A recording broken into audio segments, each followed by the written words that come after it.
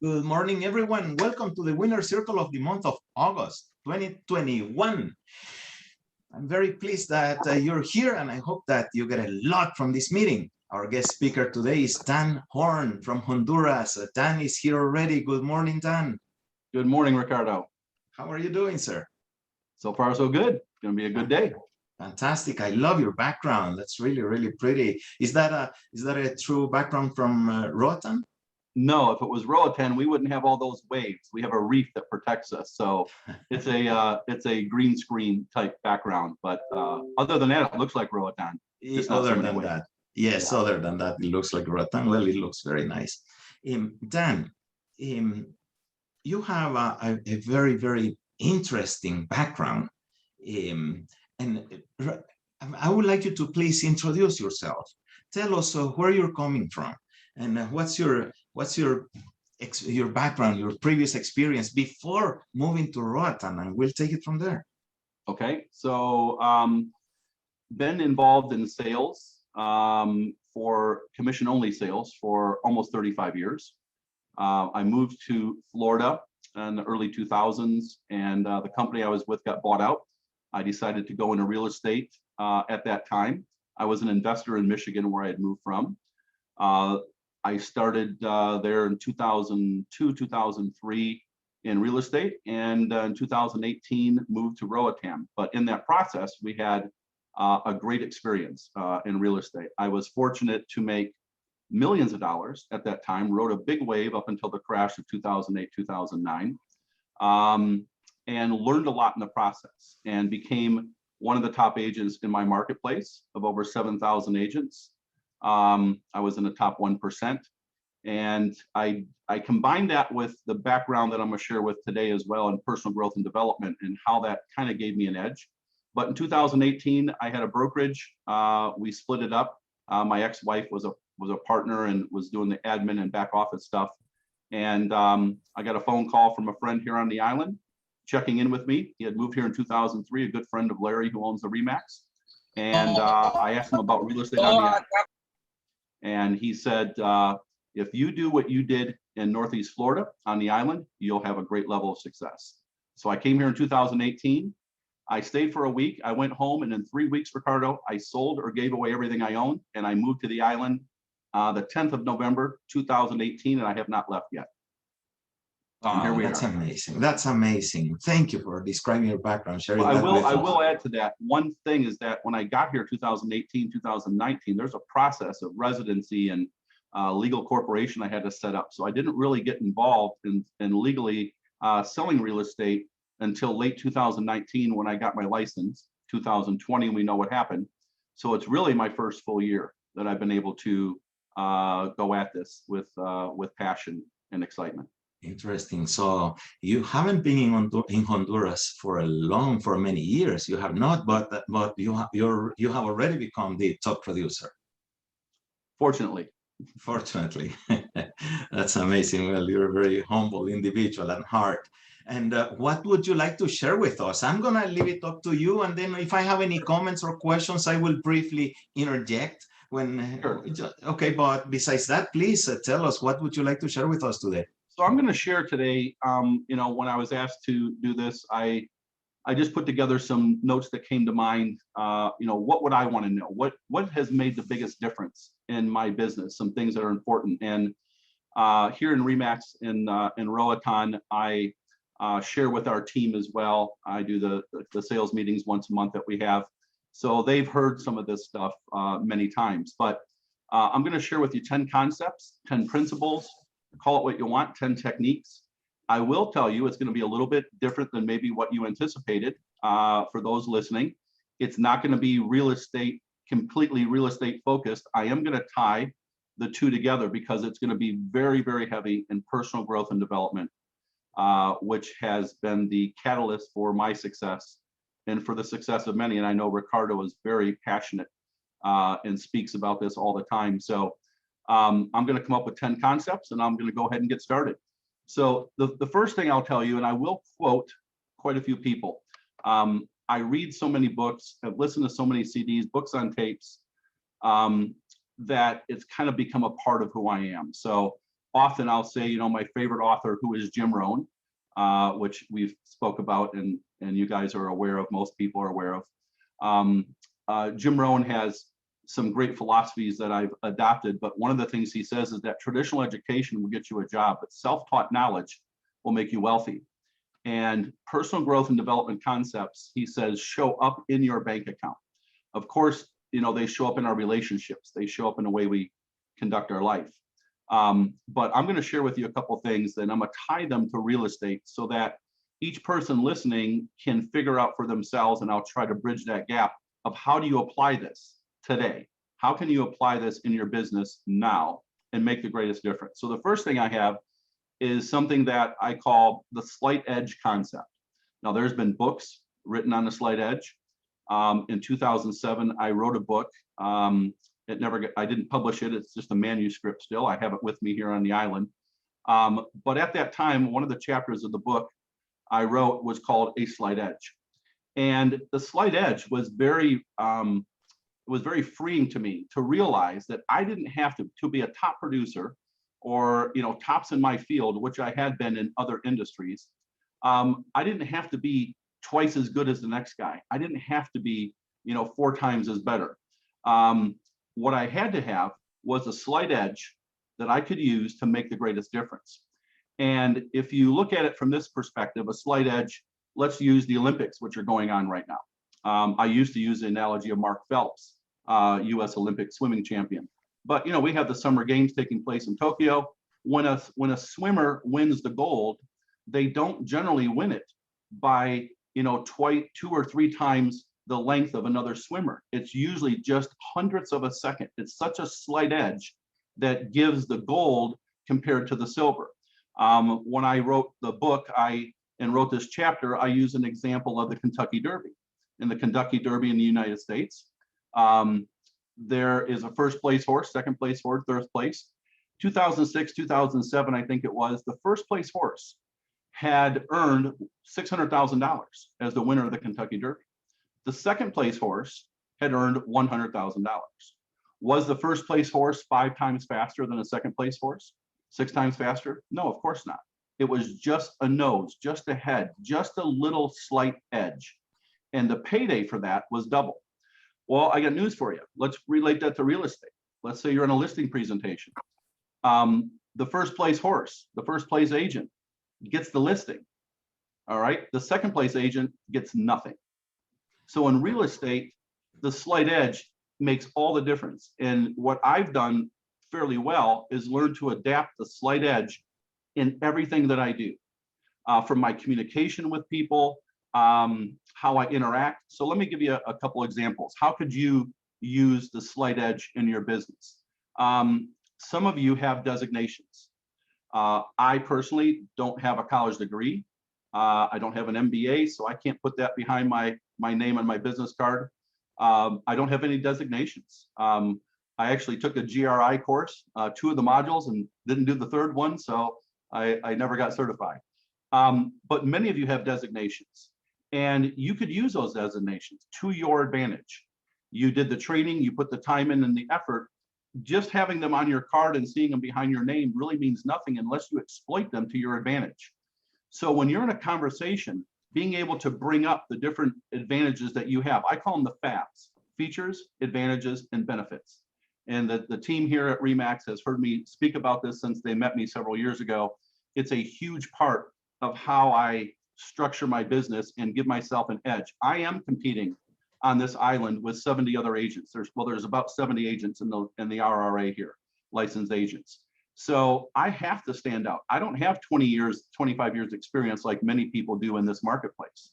However, I do have hundreds and hundreds of millions of dollars in closed sales for my personal clients. I do have great experience. I have hundreds of houses sold. So how can I translate that? So you may use your designations, and in a conversation, you may share that so that you stand out over your competitor. In that listing presentation, I gave the example.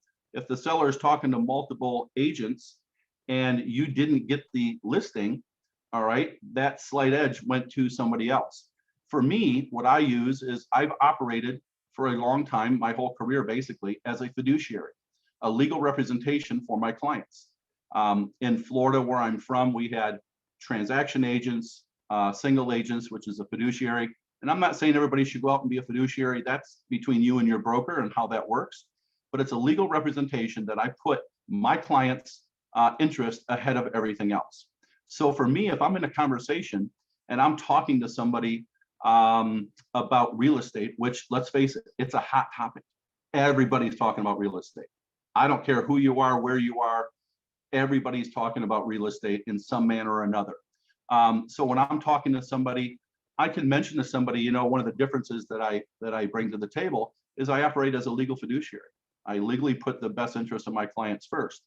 And there are 4 agency duties that stand out above the other agency duties that I actually owe to my seller or my buyer. That would be 100% loyalty. It would be full disclosure, full obedience, and 100% confidentiality. And I explain to them what that means. So it gets their attention. They don't know the difference of our agency duties. And when I come to Honduras, you know, we're a little different. This is not the US. I'm used to very strict testing, education, continuing education. Here in Honduras, we don't have that so much. So these things are giving me my own slight edge here. So when I'm talking about agency representation, they may be thinking, wow, doesn't everybody do that? Don't they owe me loyalty?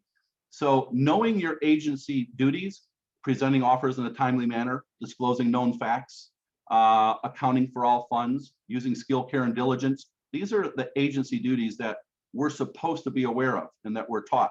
I add another layer onto that. So for me, my slight edge is using my fiduciary.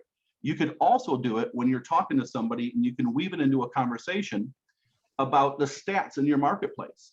We are considered the experts in our marketplaces. We should be on top of what those stats are. I keep on top of the stats almost daily. I know how many properties are currently for sale on the island, how many properties are in pending status, how many properties closed. And when you're in a normal conversation, if you can weave in information that the person listening sets you apart and puts you in a little different level than the average agent. You know, somebody might come up to you and say, boy, real estate market's really hot right now, isn't it? Yeah, it sure is. That would be one response. What about this? Same question. Wow, the real estate market's really hot right now, isn't it, Dan? Yeah, it sure is. Do you know the first 6 months of this year that we closed 76 transactions here on the island? At the end of the month, there were 41 in pending, and there are currently 172 properties currently for sale. You know, I'm giving them additional information, and they're like, really? Where are the properties selling? What about this community? What about that community? They start asking questions. And if I can answer and be a good student of my marketplace and study the market and know, then I come across as an expert, different than other agents. So I may be able to say, you know, I know that you're over towards the east end of the island, you're over mid-island by Parrot Tree, or you're by, you know, Coral Views Village. You know, so far in Coral Views, there's been 3 sales this year. The top one's been 450,000. That was my listing. You know, so I'm giving them information that they generally wouldn't have. So being a good student of your market, using the slight edge, and I roll it into number 2, which I have on here, which is also a quote from Jim Rohn and kind of the definition of success and failure. Dan. Yes. Yes, before we move on to that new concept, there is a question in the chat that I would like to read to you. Sure. Okay. There is a question because it's about fiduciary. So this question is from Gabriela Castillo. Gabby is from Nicaragua, okay, from San Juan del Sur, Nicaragua. Okay, which is a market probably similar to yours. And she asks, as fiduciary, do you ever represent both sides of a transaction? So legally, you cannot. That would be like a divorce attorney representing the husband and the wife. Yes. So what we have to do as a fiduciary, the relationship starts out as a fiduciary, but we do what's called, we transition to a transaction agent in the process that I may bring in my own buyer, as an example, for a listing I have. So in that case, I have to transition. I still owe fairness to both parties. I cannot say anything that would damage or hurt either party. I have to be honest and fair, account for all funds, all the duties that an agency that we're required to do. but I would not be a fiduciary for one party at that time. Perfect. So it's a good question, but we do transition. And I do have a pretty high level of success of representing both. Not technically representing, but getting both buyers and sellers from many of my transactions so far this year. Thank you so much. And guys, I would like to point at the fact that it's a matter of perspective. It's a decision. It's all between our own 2 ears, as we have said many times. Because, for example, the topic of fiduciary, well, there are two ways to look at it. One way is to say, well, that doesn't apply here. It doesn't work. Nobody does it like that. It's never been done. And the other way is what Dan is doing. It's like, okay, how can I make this work?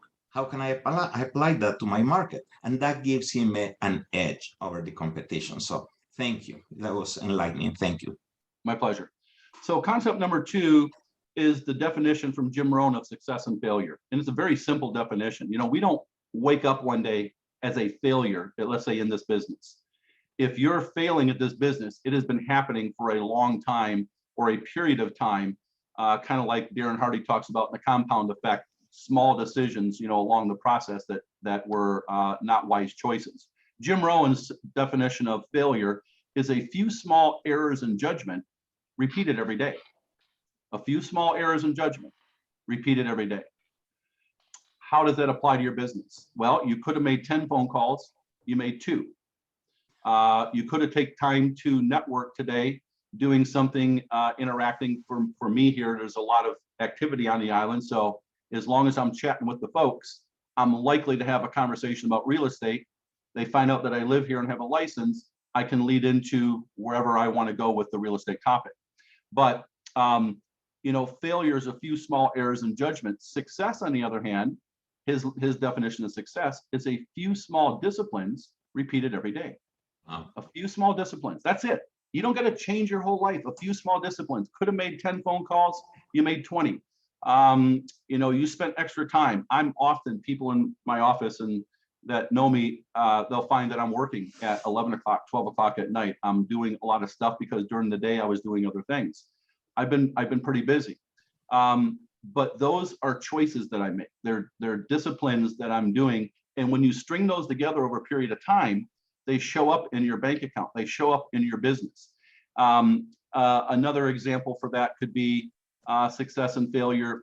Let me look at a couple of my notes and see if there's an example I want to use. Maybe you're calling referrals. You know, one of the things, if you're stuck in your business and you don't have people to talk to, I learned back in the States, man, I just got out my book of business and I started making calls to my clients, asking for a referral. If you don't know how to ask for a referral, then you should learn really quickly. The things that we need to do in this business are the IPAs, the income producing activities, which are basically prospecting, presentations, follow-up. Prospecting, presentations, follow-up. Those are the things that are making you money. Everything else is just required. So if you wanted to make a difference in the success and failure, let's say you said today, this week, I'm going to call 10 clients a day, past customers, and I'm going to ask them for a referral. Now, if you don't know how to ask for a referral, it's pretty simple. The way that I do it, and I've done this hundreds of times over the years and to a pretty good level of success. Simply calling up a prospect, hey, Bill, how are you? Good. Hey, what's going on? How's the wife, etc. You do some small talk, and then you're honest up front. You say, Bill, let me tell you why I called. I know you're probably busy. I only got a minute, and you probably do too. But I called to ask a favor. I wanted to know if there's anybody that you can think of in your circle and your network of friends and people and coworkers and in your business that may be looking to buy, sell, or invest in real estate here in Roatan now or in the near future. Is there anybody that you can think of? Of course, I'll roll out the red carpet for them and treat them like kings and queens. I shut up. They'll think and they'll come up with an intelligent answer. You know, Dan, there is somebody at work, or there's somebody this, or no, I don't, or let me give that some thought. But that, if you do that enough times, the law of averages says someone's going to say, yeah, I do know somebody that was talking about, you know, doing this or doing that. So that's just an example where you can create your own disciplines in a level of success, or you can do nothing. You can go to the beach. You can go hang out and you can do nothing. You can take the day off. You know, and we all need a day off, don't get me wrong. But a few small disciplines repeated every day, a few small errors in judgment repeated every day, and you get to be the choice of how that works. If I go into number 3, Dan, you want? Yep, Dan, go ahead. before we go to number 3, I just want you to know that people are writing questions in the chat. We will, Christina, who's our moderator, will help us. She will keep an eye on them, and she will ask you all the questions at the end. So, Okay. so we don't interrupt the flow of your conversation. So You can please interrupt continue. my flow. Please It's continue. Good, it's good and practice. You can interrupt my flow. It's good practice. Oh, thank you. And at the end, please leave maybe 10 minutes for questions. No worries. I'm at your service. Thank you. So number 3, and I'm going on this theme of Jim Rohn. Okay. So number 3 has to do with a topic we all know about. We all know. The question is, how are we using it? And that's the question about goal setting. Okay. And it is a big deal. It's a big deal. And I will tell you right up front. I can't tell you how many times I talk to people about goal setting. Oh yeah, I set goals but do they really, are you a goal setter or are you a goal achiever? Okay, you may set goals, but are you a goal setter or are you really a goal achiever? And there's a difference. So if you're not setting goals, and I get resistance everywhere I've gone on this topic, and I've taught this for many, many years, people without goals are usually working for people with goals. That's the bottom line, all right? You don't want to set goals? No problem. You're probably going to work for somebody who does, and you're going to help them achieve their dreams. So Jim Rohn says, and this was profound to me when I realized this, the purpose of setting a goal is not the attainment of the goal itself, but who you become in the process, in the pursuit of that goal. The purpose of setting a goal is not for the attainment of the goal itself, which is an amazing thing, whatever it is, but it's more important about the person that you become in the pursuit and in the process of pursuing that goal. So if your goal is to make $1 million in a year, that's a very worthwhile goal, of course, and it would be amazing to do. But not so much because of the $1 million, but because of who you had to become in order to achieve that $1 million year. So if you're in real estate and you're doing, I don't know, you're making 100 grand a year in real estate and you want to make $250,000 a year, what are you going to do? So there are ways to actually do that, but it's going to take a different person, different activities, and more importantly, a different mindset, a different viewpoint, a different paradigm in order to ramp up that business. I went from 100,000 a year, 200,000, 300,000, 400,000, 500,000. I've never earned much more than 500,000 in a year in my real estate business. But when you string that together over a period of years, it's millions. So it does add up. But this one, the question then becomes, who do you have to become? Who do you have to become? What do I mean by that? Do you have to become a better student? Do you have to become a better listener? Do you have to become more disciplined? Do you have to become more motivated, which I'll talk about separately? You might have to become more willing to be teachable, coachable, trainable. That's a big one. People are, I go from a sports analogy. My son played some college football. I love sports, but the coaching style and mentoring and coaching and teaching sports brings some great things, and business and sports follow very closely together. So, for me, what do I have to become? I had to become, and I am today, one of my best traits is a great student. I'm a student of personal growth. I'm a student of success. I'm a student of abundance. I'm a student of people, the underdog. I want to hear those stories, right? I want to learn. What did they do? So how do I translate that to what you need to do? There's a little saying that says, before you have, you must do. And before you do, you must become. Wow. So you're going to have to become different in order to do those things necessary, those daily disciplines, those work activities and your goals, the action steps.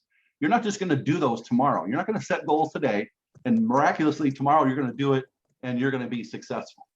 You're going to have to put time and energy into this, but it starts with the first step. So what do you need to become? Write it down. Take a few minutes. What do I got to become? Where do I lack? Do I become a better listener? Do I got to become more disciplined? Do I become a better father, a better student, a better mother, a better what? We all have improvements, and we should be improving. We're either in transition or we're in denial. We're either growing or we're dying. All right. You get to make the choice every day. So before you have $500,000 a year income, $1 million a year income, you're going to have to do some things. And before you do those things, you're going to have to change the mindset. So that brings me to the next topic in goal setting, where I'm going to get a little bit more specific. I have been teaching this topic for over 30 years. And I've altered and switched and with all the different books and the materials out there, there's no reason that any of us should not be setting goals in our life in all the areas of our life. This year, I was rather bold in our RE/MAX office here. I even called Larry, the primary, one of the owners of RE/MAX, and said, hey, what's the top agent ever done here in RE/MAX? What's the numbers? I know what I did in the US, but I can't compare a US market to a small little island with, 170 properties for sale yesterday and 70 agents compared to 7,000 where I'm from before. So I set very lofty goals, and the goals were not to be the top agent on the island. The goal is not to make the most amount of money. Matter of fact, my competition, I don't compete with anybody. I'm not competing with the people in my office, even though I'm currently leading my office and have since the beginning of the year. I'm not competing with my competitors and other brokerages on the island. It's a natural part of the process, but really, I'm working towards my goals. That's what drives me and motivates me. And my goal this year, what I set, and I don't know, should I share, not share what my goal is, Ricardo? I mean, I don't mind doing it. I'm pretty open about that. It's up to you. It's up to you. It might be more than most and less than some. I have friends in the States that do over $100 million a year. They're just, giants in the business, right? Yes. And then, that's not most people. So my goals and my success, are more than most, but, less than some. So, but mine's very specific. My goal this year was $12 million. $12 million in business. And I set that early in the year. And I made it public. I made myself accountable to my real estate office, to the people that we do this with. I'm sure I got some looks like, you're crazy, or, why would you do that, or good for you. But the reason I did it is I needed to have a certain amount of income. So when you set a goal, you start with the end result in mind and work backwards. So I needed $12 million in business, which I knew when I did the math was about, at our splits that we have here, we're 10%, 5 and 5. Our splits, that was about $600,000 in gross commissions. I know when RE/MAX takes their split, that leaves me about $480,000. And there's some other variables on that, depending on where the lead come from. Maybe in that process, I'd be around $450,000. $450,000 on this beautiful tropical paradise of an island with a low cost of living is pretty significant. I'm not doing it because I'm trying to live like a king and have fancy cars and fancy boats and live some lifestyle that's I've been there and done that. That doesn't work. What I'm trying to do is build a house. What I'm trying to do is own property. I came here with not much financial resources, and I had challenges. And Larry will tell you I had challenges. I couldn't work the first year. It took almost a year for me to get my license, set up my corporation. So I was living off savings. So setting this goal is because it's personal to me. I want to build a house. I need several $100,000. I want to buy property, which I just did a couple months ago. So I now own property here in Roatan. But for me, the goals are something that we work backwards so that we know where we're at any given time. It's kind of like if you're on a diet, you weigh yourself periodically. You got to know where you're at. So I've tried to do this with our staff here at RE/MAX as well. So one of the things that I'll mention in setting this goal is that just the fact that you have a desire is huge. I was taught by Paul J. Meyer, somebody who I met many, many years ago, a very famous man who was very successful in life. And he owns Success Motivation Institute. And he says, Dan, our creator doesn't mock us. We don't get the ability for a desire, in our person without the ability to bring it to pass. So if you have the desire, some people will tell you desire, if you look at the root word, means of the Father, right? I don't want to get spiritual on you or go in a different direction, but it all plays a part. So your desires are real desires. And if you have it, you have the ability to bring it to pass as well. So my desire and my why behind your goals is huge. If you do not have a huge reason why, you will not stick with the goal. My reason why is I've been renting since I got to this island in 2018. I rent 5 or 6 months at a time and have to move, rent, move, rent, move. I have a girlfriend, a Honduran girlfriend. We've been together 27 months. She's got a 7-year-old little boy. I have a little family that I didn't anticipate when I came here. But you know what? I want to have a great lifestyle for us. I don't mean opulent lifestyle. I mean just a good, comfortable lifestyle. And it starts with owning a home. So for me, my why, they say your why should make you cry. And to say, well, I want to buy a house. That's one level of the goal. Let's peel it back like the onion, right? Let's peel it back. Well, why is that important to you? Well, because I want to have something that I own, that if something were to happen financially, that I actually own something. Well, why is that important to you? Well, I want to have some security for my girlfriend, Karina. Why is that important to you?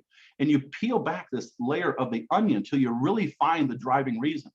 To pay the bills is not enough. It's not motivating enough. You'll never stick with it and pay the price and do the disciplines unless you have a very strong reason why. So for me, taking the goals that I had, just going to look at my note here for a second. My goal was $12 million for the year. I know what that would net me out, just under $500,000 in earnings, roughly, somewhere between 450 and 5. I had to break that down per month. That's $1 million a month in business. $1 million a month. I've done that many times, multiples. And so I know it can be done. So when you break that down and I look at how many transactions, what am I going to have to do? What's your average transaction? My average transaction seems to be between $230,000 and $250,000. So if I do that, 4.5 deals a month times that number, I'm doing $1 million a month. And here's the funny thing, Ricardo, when I set that goal, it seems so big, but I was focused on it. I shared it. I was laughed at. I was mocked. I was encouraged. And guess where I'm at? Right on track. I'm pushing with closings for August, about 2.6 million for August. I should be right at about $8 million in the 8th month of the year, right on track for my goal. So I've had some, great months this month, a couple slower months, but and it doesn't matter if I hit it. If I only hit 80% of my goal, it's good. If I hit 50%, it's just the fact that I have something set that I'm working towards and breaking it down to action steps on a daily basis. So when I'm in a month and I haven't, right now, if I didn't write a contract in a couple of weeks, it feels like something's wrong. I need to go out there and get busy. I'm following up. I'm doing other things to bring business to the table. So I've offered, even in my own office, to be an assistant, a coach, a mentor in the goal setting process. I would encourage anybody listening to this, start the process of setting goals, but be a goal achiever. The action steps to break it down. So looking at my notes here, let me see if there's anything else with that I wanted to put into play. I'm going to roll into the next one with goal setting, and it's going to start with number 5, mindset. Mindset. You had a guest speaker, Ricardo, I don't know, 5-6 weeks ago. His name was Paul from selfhelp.com. And he talked, and I wrote my notes here, the mindset and power of manifestation and abundance in your life. And I got to tell you, I listened to that multiple times. I agree with 100% of what he said. And the mindset is where everything starts. Your mindset is going to be your key to success. If you have a negative mindset and you're trying to achieve something with goals, good luck. All right, they go hand in hand. And we could get really off on a tangent with this, but I believe that the way we think, our thoughts have energy, they have vibration. Matter of fact, it's proven. You can't dispute it. The word is a sound. Sound is nothing more than a vibration. So did you know if you take 2 beautiful pianos, let's say they're very tuned baby grand pianos, and you put them in a room side by side, and you strike, let's say, the C chord on one of the pianos, and you go look, you're going to see that string and that piano vibrating at a very high intensity. Do you know that the piano next to it that was never touched will have the same string vibrating at the same intensity because of the attraction of the energy and the frequency and the vibration? Our thoughts are no different.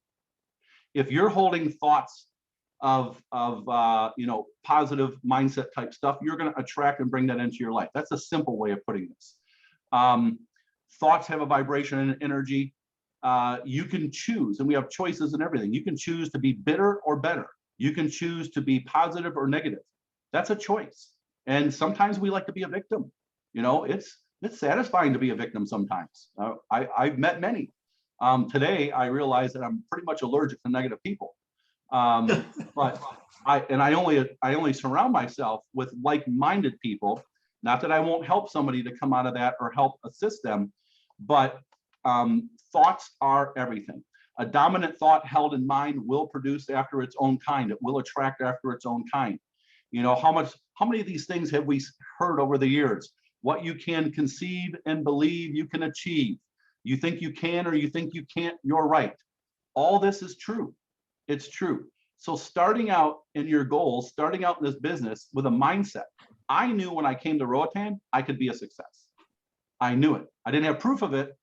I had a big faith. I didn't have proof of it, but I just knew that I could and that I would. I would not be denied. I felt that God didn't bring me this far to fail. Everything that brought me here was a serendipitous event that got me here to the island.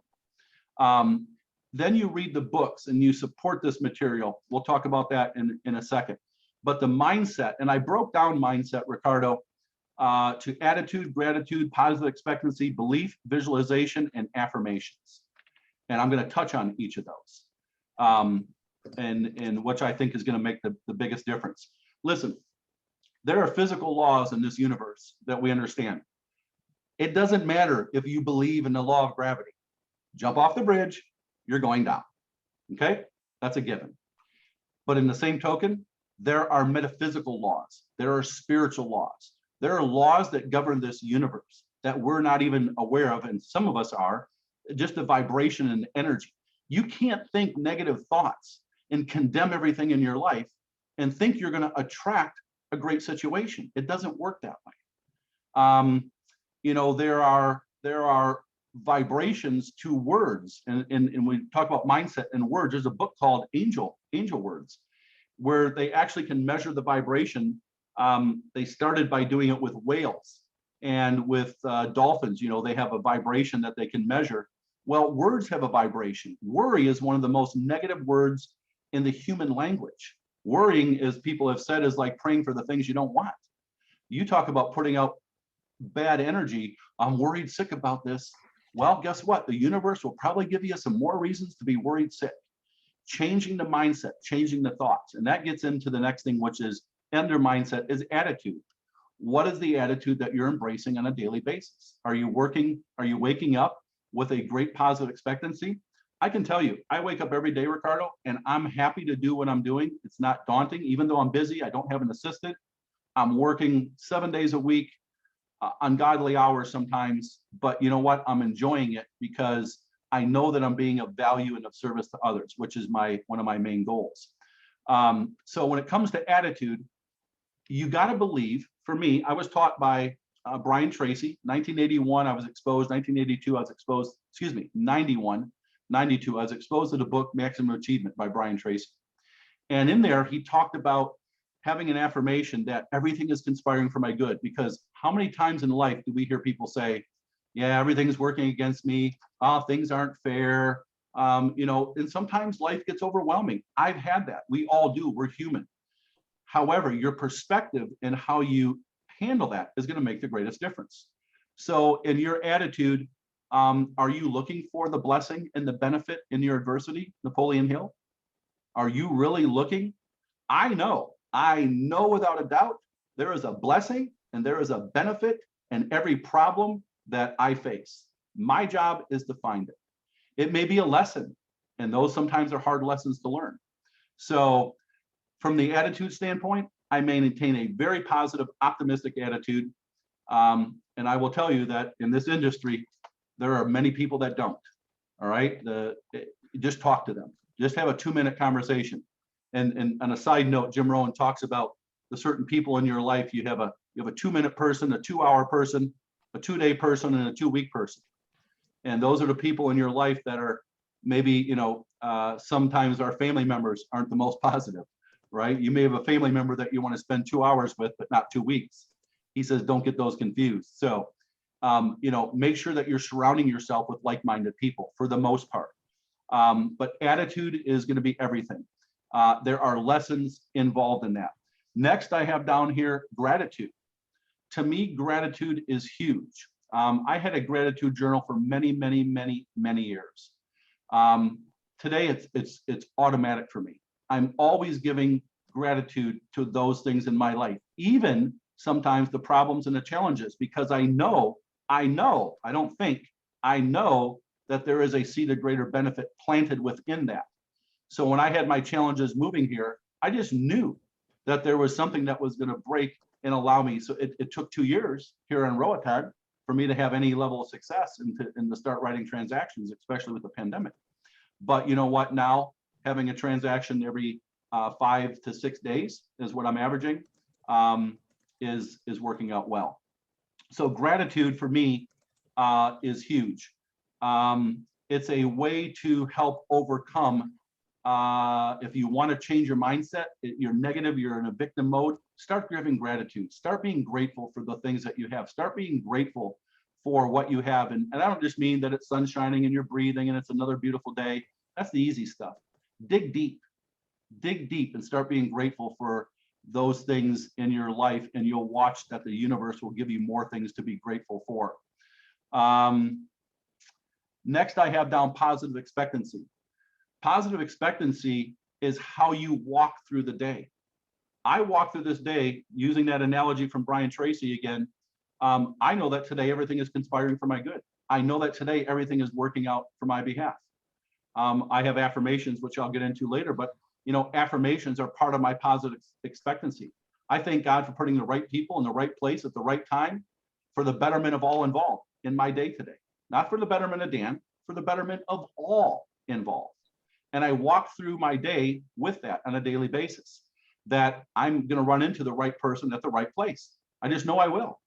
And that's better than saying, yeah, nobody wants to buy anything, blah, blah, blah. All right. There's two sides to everything. So what thoughts are you holding in your mind? What thoughts, what self-talk is going on? There's a book by Shad Helmstetter. It's called Self-Talk. We have 60,000 thoughts a day. 60,000. What are you thinking? How are you managing the negative thoughts that come in? How are you letting those go? How do you speak to yourself on a daily basis? Are you encouraging to yourself? Are you your own worst enemy, your own worst critic? Self-talk is important for all of us. But that positive expectancy, you have to understand, you know, when it comes to affirmations, wording something, just speaking something without meaning or without heartfelt, without energy is kind of void. There's a author, her name is Edwin Gaines, and she said many years ago, when I had heard her, she says that the universe doesn't hear what you say, it hears what you mean. It hears what you feel. So you can say and mouth these words, blah, blah, blah, blah, blah, like we do it, or you can say it with passion. Today, I know that I'm going to meet the right people at the right place at the right time for the betterment of all involved. Thank you, God, for putting these people in my path. I'll be a blessing. I'll be of service. I'll be of value. If I do that with passion and energy, guess what? I'm probably going to run into somebody today. It's going to actually, I'm going to help to co-create that. And we're co-creating our life in our thoughts. We're co-creating here first, and then it translates into the physical world. So that positive expectancy, when I said, I know that God didn't bring me this far to fail, I've done videos. You go back, Ricardo, you're my friend in Facebook, look at my videos back a year or two ago, and you'll see that when I came here, you know, I didn't come with financial resources. I came with faith, and I knew that I could make a difference. And fortunately, it's now, you know, it's now working out. But I believe that everything in life is a blessing. Positive expectancy is how I'm going to walk through the day. I will go on to belief as the next one, the next support for this. in this mindset, belief. I go back to what I said about Paul J. Meyer. Our Creator does not mock us. I believe, not say your belief, my belief, my Creator doesn't mock us. We do not have the desire for something in our life without having the ability to bring it to pass. And for me, walking in a very strong belief that I'm worthy, that I'm deserving, all right, is huge. You know, holding a grudge, a resentment, is something that will block you off from strong beliefs or positive expectancy. So, you know, belief is hard when you can't see something. That's where faith comes in. But every desire we have has within it the ability to bring the end result to pass. So belief is huge, and resentments will block that. Those kind of things will get in the way. The word resentment means to refeel, and we refeel the things, you know, that we're not happy with. Next I have on here is visualization. And I just, real quick, yeah, time out. Someone has something in the background, and I can't, if you could please mute yourself. There we go. Okay, I think I got it. Yep. Yeah. Sorry about that. Oh, no worries. No worries. Okay, so just back on belief again. Belief is something that it comes from a standpoint that we feel that we're worthy, that we're deserving. And I don't mean deserving in a you know, hoity-toity boasting way. I mean deserving that if I help enough people get what they want, I'm automatically going to get what I want, an old Zig Ziglar, right? That's just the belief that I have. I believe that if I'm of value and service to others first, that the universe is going to conspire for my good and help me to get those things that are important to me and my family. Visualization is an art, you guys. Visualizing is an art. I don't know about you, but to me, visualizing is like a conscious dream. And it's fun. I love dreaming. Who doesn't love dreaming? Daydreaming, right? And it's okay to daydream. It's okay to give some quiet time into visualization.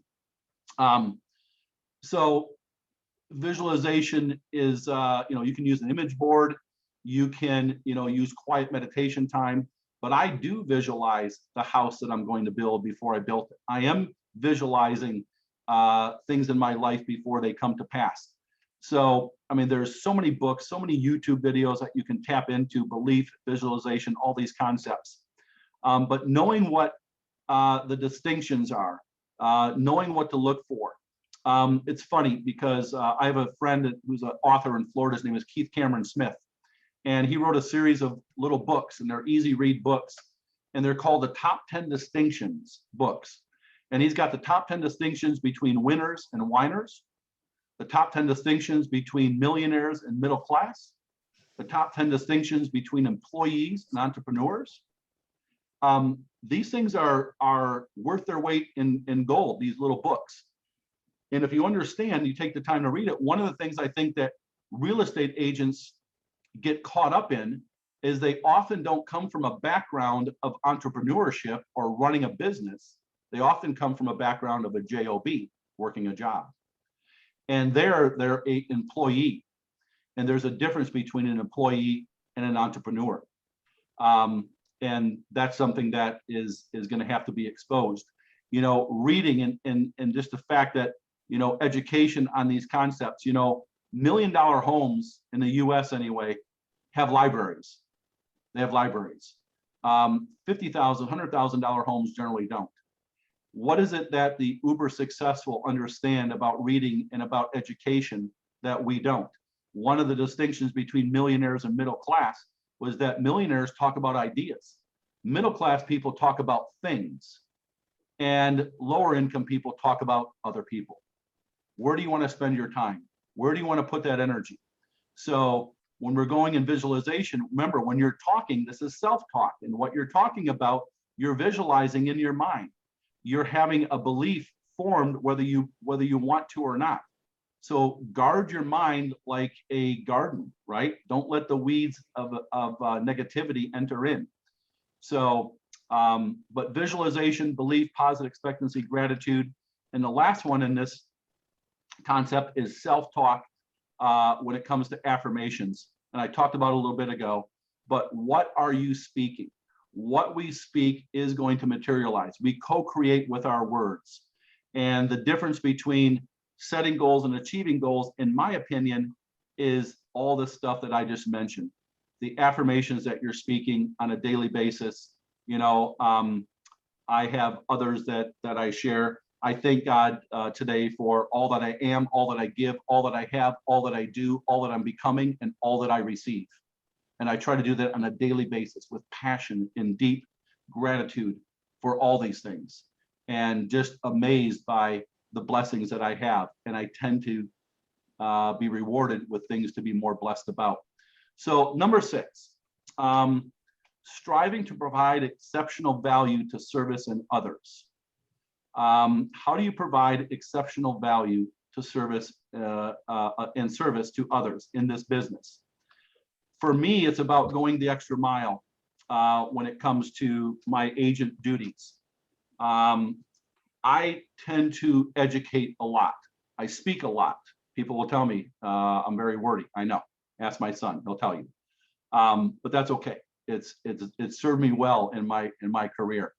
But one of the things that I think that is important about providing exceptional value to others is for us here on the island. When we meet somebody, I immediately want to provide them value to what it is that they may be looking for, and I do that in education. So if I meet somebody, I'm going to start talking about the process of purchasing if that's what they're interested in. I'm going to talk about the things they're going to need to know that they don't yet know they need to know. I'm going to go the extra mile and actually introduce them to the closing attorneys. We use closing attorneys here. We don't have title companies. I'm going to introduce them to the closing attorney. They're going to learn that in 1991, the Honduran government made it legal for foreigners to own real estate, and how did that translate to them? What are the steps necessary?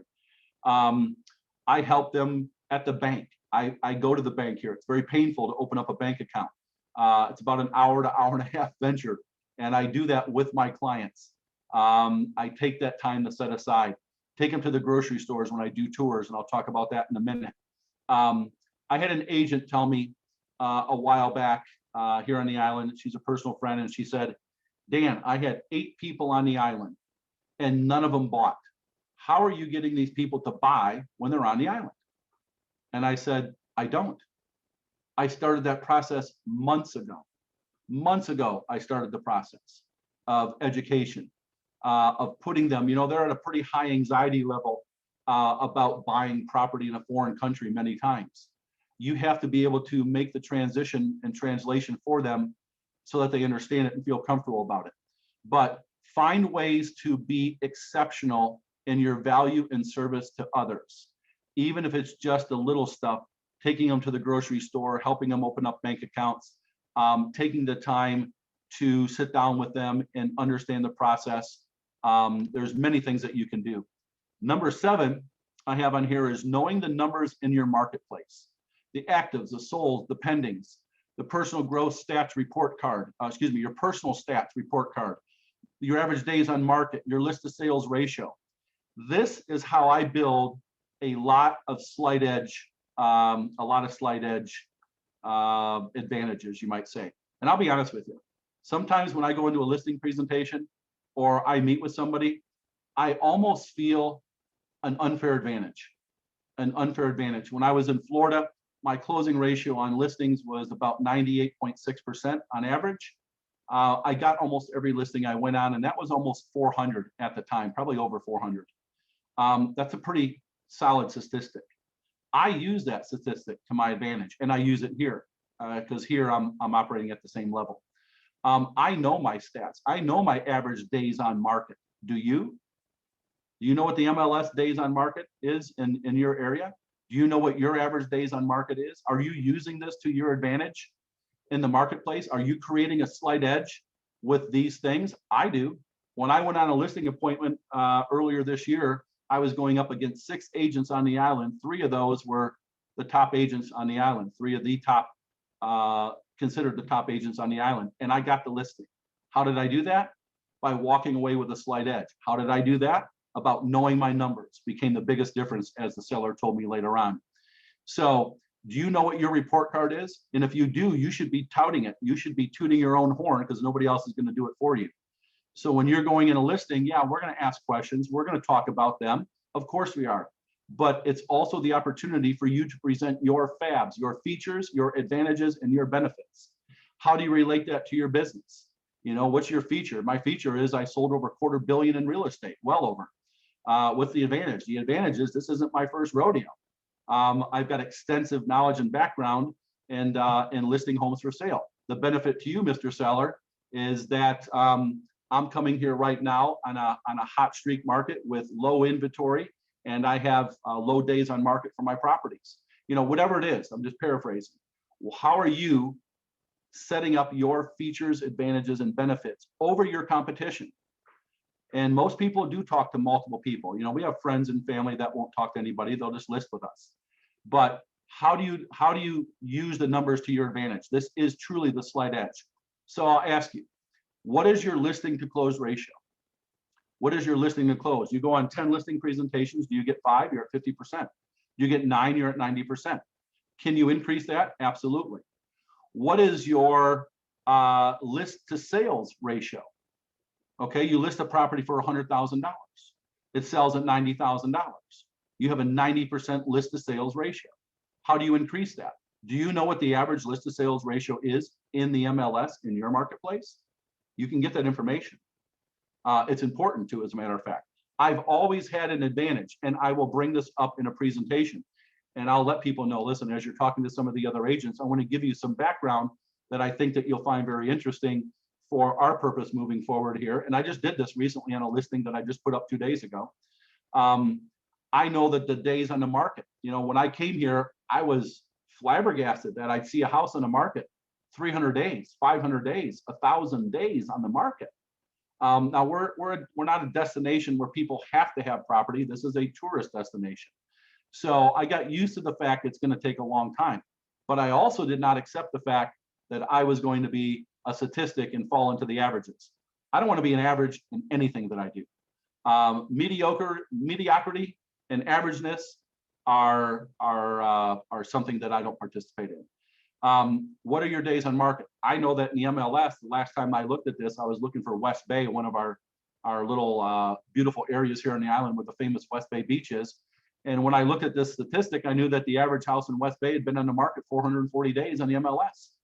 I knew that RE/MAX statistics at that time were about 336 days on the market. So they're beating the MLS. And then I looked at my numbers and I was just over 100 days on the market. So is it fair to say that I was my houses are selling 4 times faster than the average on the MLS with my competitors? Absolutely. Does that give me a slight edge? Absolutely. So that can be presented very confidently. All right. It's a business decision. Doesn't have to be presented arrogantly or boastfully, but it does have to be presented, or good luck.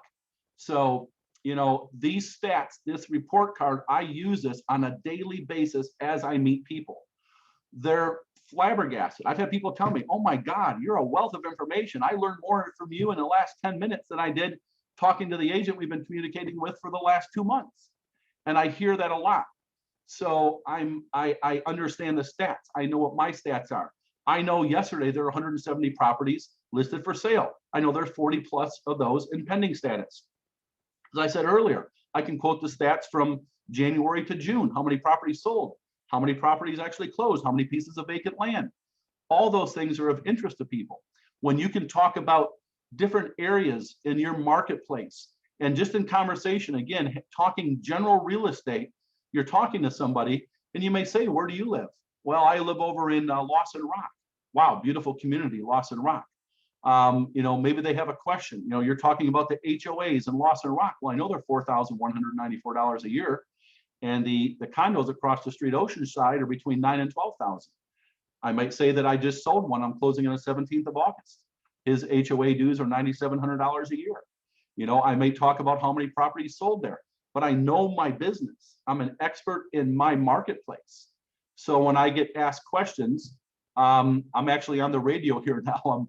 I'm part of the quote Blue Wave Radio 101 FM resident real estate expert, Dan Horn. I'm on twice a day, and I'm answering real estate questions that people ask. So it's just something fun that we're doing, and I'm enjoying doing it. So be of value. Know the numbers in your marketplace, solds, pendings, your personal stats report card. That is important when you're doing presentations. And I don't do just listing presentations. It's important to have a presentation for your buyers or conversations with your buyers as well. Dan, yes, and before we start with buyer presentations or other topic, I know many people will hate me, but many people will love me. We're out of time. Can you please? But you know, I don't mean to cut you off abruptly. Yep. But can you please speed it up and then try to wrap up? You also have a couple of questions. Okay. Thank you. All right. So let me go. So prospect and lead conversion. We get leads at RE/MAX here. You may get a lead from a referral. In your leads, it doesn't matter how many people you have to talk to. It matters how many you convert. In conversion, for me, I have a 2-email rule. I will not email ad nauseum.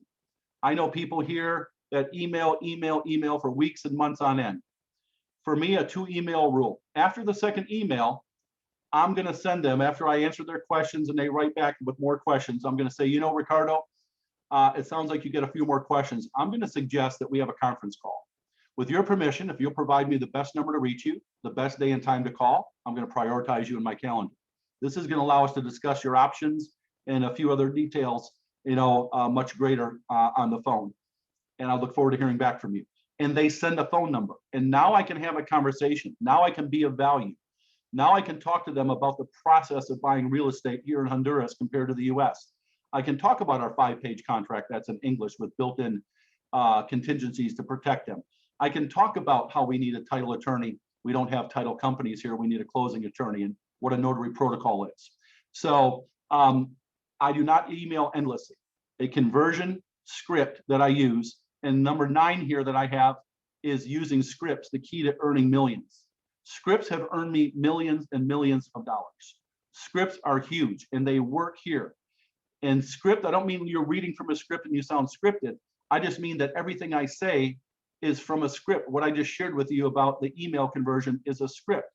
What I might tell them about my background is a script. It's the things that we say over and over and over. So realize that if you're asked a question, you know, about your business or your industry, you should have scripted what you're actually going to say. So how does real estate work here is one of the things that I know in my mind that I'm going to say, you know, it's different in the US and here's why. It's all scripted.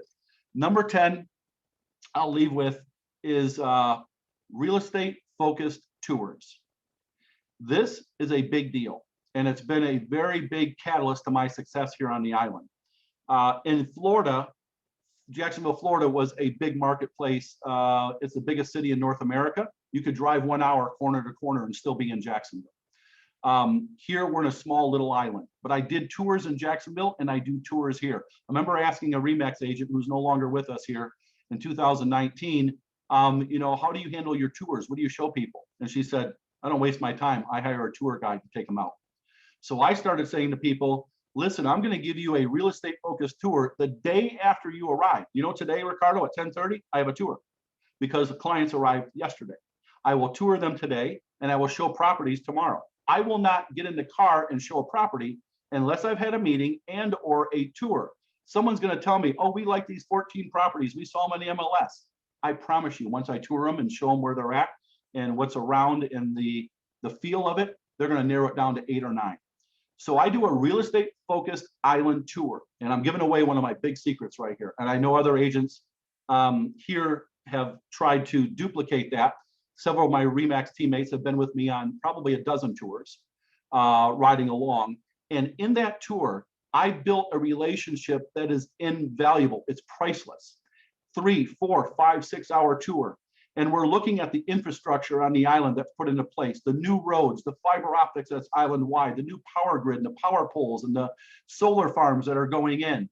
I show them houses and their price ranges throughout the island and what their money can buy in different parts of the island. I show them properties that aren't even on the MLS, gated communities that they can't get into. and I do this gratis. And when I'm done with that tour, our relationship is so good and so strong and so tight, they're going nowhere.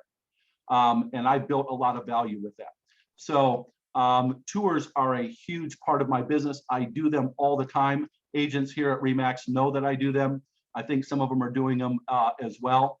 And again, I won't show a house until I've taken them, at least spent the time with them, or on a small educational tour to show them what they don't know. So with that said, we can answer questions. Thank you. Much what I have as of now, but go ahead. Thank you. This has been a very, very powerful presentation. Christina? Yeah, this has been so good. So many golden nuggets. I know, speaking of tours, some of our most successful agents throughout the Caribbean and Central America, that is what they do, you know. And I thought I had the first idea. No. So good. We have two questions. So Christina? one is, yes. Christina, address Julie's first and Yes. and Gabby's second, because I have the answer for Gabby. Okay, so the first one is from Julie Shigatomi, your neighbor, in Utila. And she asks, how do you explain your position as a transactional agent? So I explain my position as a fiduciary first. If you're not a fiduciary, you're just going to tell people, if you're just a transaction agent and you want to use that to your advantage, because most agents don't talk about anything. They just go in and I'm a licensed agent, I'm a realtor, or I'm a real estate agent. And the seller or buyer may not know much of what the agency duties are. So as a transaction agent, I would just say, you know, as a transaction agent, I have duties that I owe you, such as accounting for your money, making sure that I use skill, care, and diligence, presenting offers in a timely manner, disclosing known facts. And I might explain each of those, how they relate. But if you're talking about being a fiduciary and then transitioning to a transaction agent, you can't represent both parties at the same time. So if you're a fiduciary and operating in that role, and you can't just say you're a fiduciary. I have documentation, I have legal written verbiage that shows what my fiduciary agency responsibilities are, and that's how I operate. And I can help somebody with that if they need. But I transition to a transaction role when I have both parties. Thank you. And the second question is from Gabi Castillo from Nicaragua, asking, if you have no access to an MLS, what numbers would you provide? And Dan, I can help you here, Dan, because it's an unfair question for Dan because he has an MLS. So he hasn't thought about this, right? But 25 years ago, when I was selling real estate in El Salvador, there was no MLS and there is still no MLS. So 25 years ago, I developed a list of, I called it, numbers you should know when there is no MLS. That was 25 years ago. Numbers you should know when there is no MLS. Gabby, I think I still have that document. So give me till Monday. I'm gonna send it to you and I will also post it in Facebook. In our closed group, because I know that in many places there is no MLS and we do need to have some numbers when there is no MLS. But yes, we have the answer for that. I will find what I wrote 25 years ago and I will share it with everyone. It's probably a fax, Gabby, but Yeah. from 25 years ago. But what I was gonna say to that is also we have been in Balloon. You can now connect the closings that you've had on, like your listings from Reconnect, and you can connect them to the transactions that have actually closed. So you can now go into Balloon and you have a lot of the numbers for your office. You know, I don't know about the greater, you know, non-RE/MAX people, but you do have access to those numbers. And if you don't have information from all the other brokerages in your marketplace, use yours. Yes. Just use yours. You can make anything as an expert, because they're looking at you as an expert. You can say, you know what, in my experience here, I've been fortunate to have, 35 transactions so far this year. That's one every 5 to 6 days. And I know that my office staff and my brokerage is doing the same thing. You can spin things in a positive way, assuming that the information is positive. and share it. All it is knowledge is power. Just having something to tell them that the average agent won't set you apart in that slight edge. And that slight edge, I'm telling you, it makes all the difference. You don't have to be 10 times better. Nothing against Grant Cardone and the 10X factor. But in this business, we just need a slight edge to stand out and to get our share of the business. And we do have a lot of that historic data available for you brokers on Balloon. So yes, and what Dan just said, that you have to turn it around and give it this positive twist. There is no MLS. What a blessing! That's outstanding, man. You're gonna kill it because there is no MLS. Because there is no MLS, you can easily position yourself as the expert, as the owner of all of the information, as the person that knows. Nobody else is going to have what you have. So no MLS, guys, enjoy it. That's a big blessing. And that's the way to look at any problem in life, really. Keeping your own stats, Ricardo. I use my stats. I talked about the stats report card, even if I didn't have access to the MLS. Keeping your own stats that you share. I can assure you, for those of you that do have MLSs, most agents do not know the stats. I can go on this island. I can ask even in my own office, how many properties sold yesterday? How many properties sold this week, this month, last year, this year? They don't know. When you know those numbers and you share those in a professional way to add value, it opens the mind of people because nobody else is doing it. Nobody else is doing it. Nobody else shared with them how many properties are in pending status, how many properties actually sold, how many properties, and then what the price point is. I got people that want over $500,000. Well, do you know that over $500,000, there's only been 3 properties this year that sold over this amount. There's only been 1 property over $1 million. You got to be able to give them those numbers as well. Totally. So Dan, I think that we are extremely fortunate to work in underdeveloped markets. That's our opportunity, guys. It's like, it is almost unfair what we bring to the table and all the support, all the tools, the information, the training, and we work in an underdeveloped or developing market. Man, that's the opportunity that we're looking for. And you can use RE/MAX in a slight edge concept with that also. And I didn't share that earlier, is that, I use RE/MAX as the vehicle that I've hitched my business to.